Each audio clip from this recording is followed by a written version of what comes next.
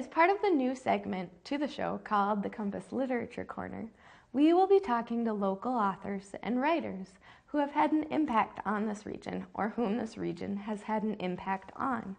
This week's guest is a man who has checked off a bucket list item with his first book at the age of 55 and kept right on writing. Ladies and gentlemen, I'm proud to say today's guest is Willmar resident and author Forrest Peterson. Forrest, welcome.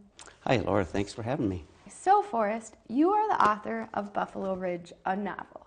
Right. This is your second book. Correct. So tell me a little bit about what inspired you to start writing at the age of 55. Well, all my life I'd always wanted to be an author. I have been a journalist, a reporter, and editor for 20 years, and I still work in public communications. So I guess in that sense I've been writing for the public my entire adult career. But many journalists kind of harbor an ambition to be novelists and authors someday. So why don't you tell us a little bit about what Buffalo Ridge is about? Well, it's kind of set in the early 2000s in western Minnesota, and the idea was to create a story around a young family in a rural community facing some difficult issues, and that's basically what many stories are about, is conflict and resolution, but hopefully there's a good message at the end. In this case, the theme is children and how the resilience of children in growing up in a world sometimes marred by poor choices by adults and the struggles they face in working and raising a family. So that's kind of the basis of that story.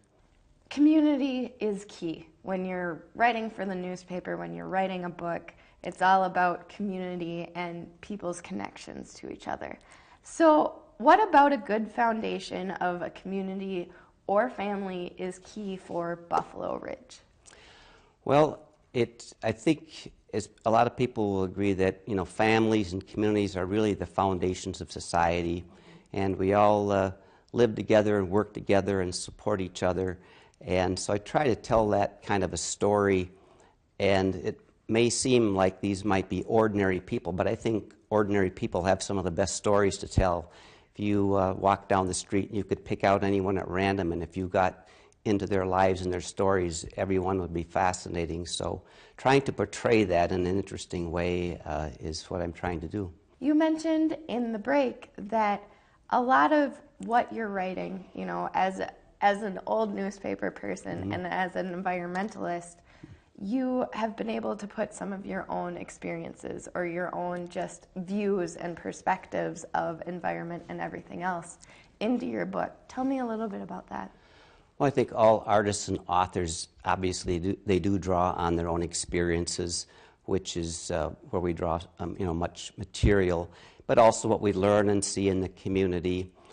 As a former newspaper person, one thing I really strive to do is to keep these stories feasible, so they're not fantasy or that type of genre. But I've had people say that to me about some of these stories, even though sometimes you might stretch the truth or the facts a little bit. They'll say, that's all feasible, and so that's important to me as a former journalist, to have fiction stories, but somewhat based on reality.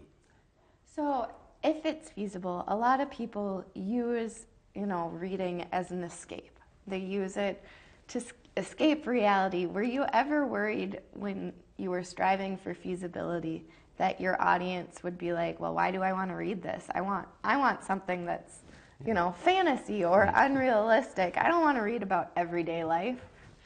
Well, I think people relate to other people, though, in that way. Even as a newspaper person, when we write stories, so-called feature stories about people, those are some of the most read stories that we heard about. And so people just like to read about other people.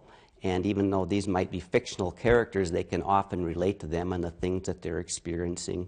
But at the same time, we try to have positive, uplifting endings so that while there's conflict, there is resolution, there's redemption, there's forgiveness, and all that kind of stuff. So I think people like that as well. A little bit of a happy ending, even if reality isn't always a happy ending, right?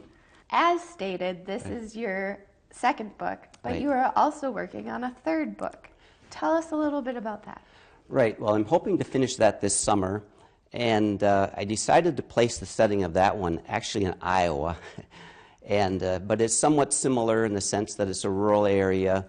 You know, families. There's a situation involving a foreign animal disease outbreak on a farm, and what's interesting about this story, though, is, and I really didn't know this was going to happen until I started writing it, but one of the main characters turned out to be an Iranian student at the Iowa State University in Ames. So as I was writing, I said, well, I need to learn more about the students from Iran. So I actually made some contacts down there, went to Iowa and interviewed several. So where can people find your book, and where can they expect to see your new book out in this next year? Good Ice, my first book, is on Kindle. I'm hoping to get Buffalo Ridge on Kindle soon. They're available from various bookstores. They've been out for a while, so I need to get those restocked. They're also available from me. I do have a website. It's just basically my name. It's Forrest with 2 R's, forrestpeterson.com. So anyone could look on there and get all that contact information. If you want to keep with your rural roots, pick up any one of Forrest's books, past, present, and future. That's it for us in the Compass Literature Corner. Please tune in next week for more people, places, and issues facing our viewing area. I'm Pioneer's Laura K. Prosser, and may your compass always point you in the direction of a good book.